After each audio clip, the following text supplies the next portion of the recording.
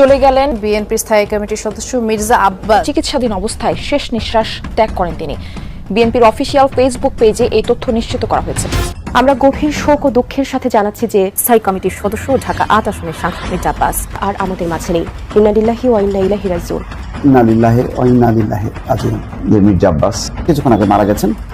এখন breaking news হচ্ছে, তার বয়স হয়েছিল, শোক জানাচ্ছি, কিন্তু একই সঙ্গে হাসপাতালে চিকিৎসাধীন প্রধানমন্ত্রীর রাজনৈতিক উপদেষ্টা ও সংসদ সদস্য মির্জা আব্বাসকে মারা গেছেন। ইন্না লিল্লাহি ওয়া ইন্না ইলাইহি রাজিউন। ঢাকা ৮ আসনের সংসদ সদস্য মির্জা আব্বাস মারা গেছেন। মৃত্যুকালে তার বয়স হয়েছিল ৮২ বছর।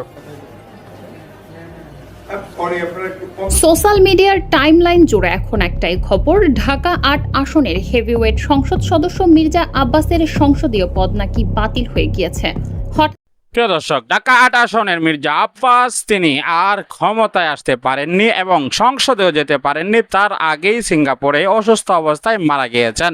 সর্বশেষ আপডেট আপনাদের কাছে জানাবো, কি রোগ হয়েছিল, কেন তিনি মারা গিয়েছেন, সব বিষয় বিস্তারিত জানতে পারবেন। না টেনে লাইক করে শেষ পর্যন্ত ভিডিওটি দেখতে থাকুন। জুড়ে এখন একটাই খবর, ঢাকা ৮ আসনের হেভিওয়েট সংসদ সদস্য মির্জা আব্বাসের সংসদীয় পদ নাকি বাতিল হয়ে গিয়েছে। হঠাৎ করেই ডিজিটাল প্ল্যাটফর্মগুলোতে আগুনের মতো ছড়িয়ে পড়া এই খবরটি পুরো রাজনৈতিক অঙ্গনে এক তীব্র চাঞ্চল্য আর ধোঁয়াশার সৃষ্টি করেছে। ক্ষমতার করিডোর থেকে জনচক্ষুর অন্তরালে চলে যাওয়া এই রহস্যময় অন্তর্ধানের আখ্যান যেন নতুন এক মোড় নিল এই খবরের হাত ধরে। একটি চেয়ার শূন্য, একটি ফোন নীরব, আর ফেসবুকের দেয়ালে দেয়ালে কেবলই কিছু অমীমাংসিত প্রশ্ন আর দাবি যে অসুস্থতার কারণে বর্তমানে চিকিৎসার জন্য বিদেশে অবস্থানরত এই রাজনীতিবিদদের আসনটি পুরোপুরি শূন্য। কিন্তু এই তথ্যের গভীরতা কতটুকু, নাকি এর পেছনে লুকিয়ে আছে অন্য কোনো সূক্ষ্ম হিসাব, তা নিয়ে জনমনে তৈরি হয়েছে চরম উত্তেজনা। তিনি কি কোনো মরণ ব্যাধির সাথে পাঞ্জা লড়ছেন, নাকি অদৃশ্য কোনো সূত্র টানে নিজেকে গুটিয়ে নিয়েছেন এক দুর্ভেদ্য কুয়াশায়, যার ফলে আজ তার সংসদ সদস্য পদ হারানোর মতো পরিস্থিতি তৈরি হলো। সেই রহস্যের জট খোলা এখন সময়ের দাবি। যখন সীমান্তের ওপারে হাত করা পড়ে দুই ভাড়াটে জল্লাদের হাতে, ঠিক তখনই কি কেঁপে উঠেছিল ঢাকার কোনো এক প্রভাবশালী মসনদ, যার চড়া মূল্য দিতে হচ্ছে এই সংসদীয় পদ হারানোর মধ্য দিয়ে। আজ রাজনীতির সেই ধোঁয়াটে অলিগলি খুঁড়ে আমরা বের করব সেই সত্য, যা হয়তো এখনো ফাইলবন্দি হয়ে আছে ক্ষমতার অন্ধকার প্রকোষ্ঠে। চোখ রাখুন আজ নিউজ বিডি লাইভের বিশেষ অনুসন্ধানী প্রতিবেদনে।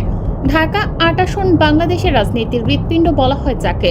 এই জনপদে মির্জা আব্বাসের আধিপত্য অনেকটা প্রশ্নাতীত থাকলেও ২০২৬ সালের নির্বাচনী হাওয়া ভিন্ন এক বারুদ ছড়াচ্ছিল। সেই বারুদের নাম ওসমান হাদি। রাজনীতির দাবা বোর্ডে অভিজ্ঞ খেলোয়াড় মির্জা আব্বাসের বিপরীতে ওসমান হাদি কোনো নাম সর্বস্ব প্রার্থী ছিলেন না। ক্ষমতার অলিন্দে তখন চাপা উদ্বেগ, এই তরুণকে কি থামানো সম্ভব, নাকি ঢাকা ৮ হাতছাড়া হতে চলেছে মির্জা আব্বাসের? ঠিক এই টানটান উত্তেজনার মাঝেই বাতাসে ভাসতে শুরু করে মির্জা আব্বাসের আসনটি শূন্য হয়ে যাওয়ার আগাম কিছু রাজনৈতিক গুঞ্জন, যা আজ বাস্তবে রূপ নেয়ার দাবি করা হচ্ছে। নির্বাচনী প্রচারণার ডামাডোলের মাঝে একদল সশস্ত্র দুর্বৃত্তের তপ্ত বুলেট বিদ্ধ করল ওসমান হাদিকে। চিকিৎসকদের সব চেষ্টা ব্যর্থ করে দিয়ে না ফেরার দেশে চলে গেলেন তরুণ এই নেতা। এই একটি মৃত্যু কেবল একজন উদীয়মান নেতার জীবনের অবসান ঘটালো না, বরং বদলে দিল পুরো নির্বাচনের সমীকরণ। যে লড়াই হওয়ার কথা ছিল হাড্ডাহাড্ডি, সেই ময়দান মুহূর্তেই হয়ে পড়ল ফাঁকা। আর এই ফাঁকা ময়দানে মির্জা আব্বাসের মূল প্রতিদ্বন্দ্বী হিসেবে ভোটের লড়াইয়ে দাঁড়িয়েছিলেন জাতীয় নাগরিক পার্টির হেভিওয়েট যুবনেতা নাসির উদ্দিন পাটোয়ারি। ভোটের ফলাফল যাই হোক না কেন, মির্জা আব্বাসের এই আকস্মিক অন্তর্ধানে নাসির উদ্দিন পাটোয়ারির অনুসারীরা এখন আশায় বুক বাঁধছেন। রাজনৈতিক পাড়ায় কান পাতলে এখন একটাই গুঞ্জন, মির্জা আব্বাসের সংসদীয় পদ নাকি বাতিল। কি তবে তরুণ এই নেতার জন্য সংসদের রাজকীয় দরজা খুলে দিচ্ছে?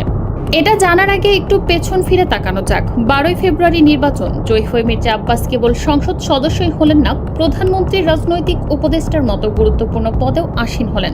ক্ষমতার শিখরে তখন তার দীপ্ত পদচারণা। ফেব্রুয়ারি থেকে মার্চ মাসের শুরুর দিক পর্যন্ত তাকে দেখা গেছে বিভিন্ন রাজনৈতিক মঞ্চে সরব অবস্থানে। চেহারায় নেই কোনো অসুস্থতার ছাপ, কণ্ঠে সেই চিরচেনা গাম্ভীর্য, কিন্তু পর্দার আড়ালে তখন জমা হচ্ছিল এক প্রলয়ঙ্কারী ঝড়, যা আজ তার সংসদীয় পদ বাতিলের খবরের অন্যতম অনুঘটক বলে মনে করা হচ্ছে।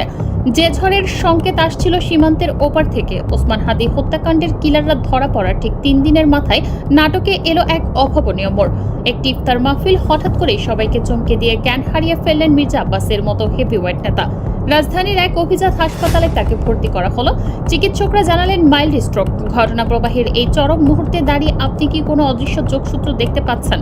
খুনিদের ধরা পড়া আর প্রভাবশালী নেতার এই আকস্মিক অসুস্থতা এবং পরবর্তীতে তার সংসদীয় আসন সচল থাকা না থাকা নিয়ে এই বিপুল বিতর্ক সবই কি নিছক কাকতালীয়?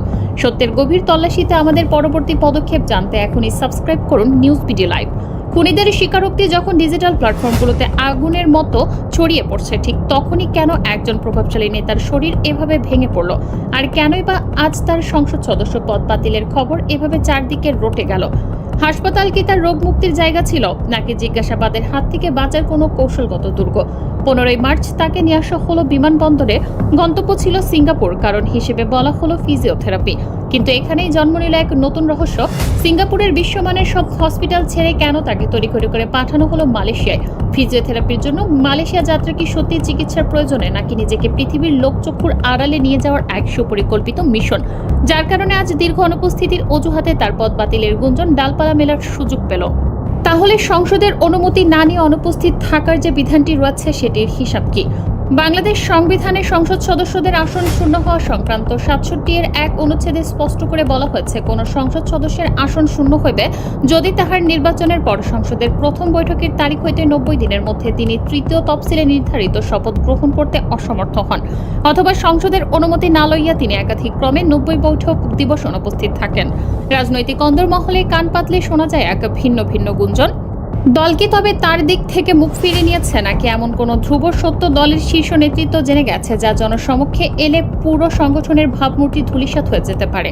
যখন কোনো নেতার কর্মকাণ্ড বা অতীত ছায়া দলের জন্য বোঝা হয়ে দাঁড়ায়, তখন তাকে কৌশলগত নীরবতার চাদরে ঢেকে দেওয়াটাই রাজনীতির চিরন্তন রীতি।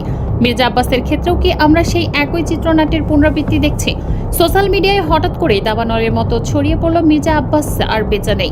জনমনে তখন রীতিমতো তোলপাড়। এই গুজবের আগুন নেভাতে গণমাধ্যমের সামনে হাজির হলেন তার ব্যক্তিগত সচিব। তিনি বেশ জোর গলায় দাবি করলেন মির্জা আব্বাস জীবিত আছেন এবং বিদেশে তার নিবিড় চিকিৎসা চলছে। কিন্তু নেটিজেনদের তীক্ষ্ণ প্রশ্নের তীরে সেই দাবি খুব দ্রুতই খেই হারিয়ে ফেলল।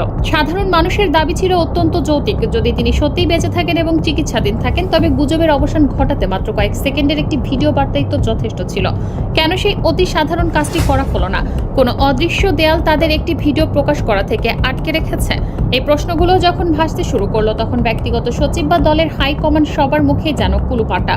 আর এই দীর্ঘ রহস্যময় অনুপস্থিতির ফলে আজ ফেসবুকের বিভিন্ন পোস্টে দাবি করা হচ্ছে মির্জা আব্বাস নির্ধারিত সময়ের মধ্যে শপথ গ্রহণ করেননি কিংবা দীর্ঘ সময় ধরে সংসদে অনুপস্থিত রয়েছেন, যার ফলে সাংবিধানিক নিয়মে তার আসনটি শূন্য হয়ে গিয়েছে। সম্পূর্ণ ভিডিওটি দেখলেন, বুঝতে পেরেছেন ভিডিওটি গুরুত্বপূর্ণ। আমরা ব্রেকিং নিউজ, তাজা খবর, আপডেট টপিকগুলো আপনাদের মাঝে শেয়ার করি। একে একে সকল আপডেট এবং ব্রেকিং নিউজগুলো পাওয়ার জন্য আমাদের চ্যানেলটিকে সাবস্ক্রাইব করে পাশে থাকা বেল বাটনটি অন করে দিবেন, ভিডিওটি শেয়ার করে দিবেন। দেখা হচ্ছে পরবর্তী ভিডিওতে। আসসালামু আলাইকুম রহমতুল্লাহ।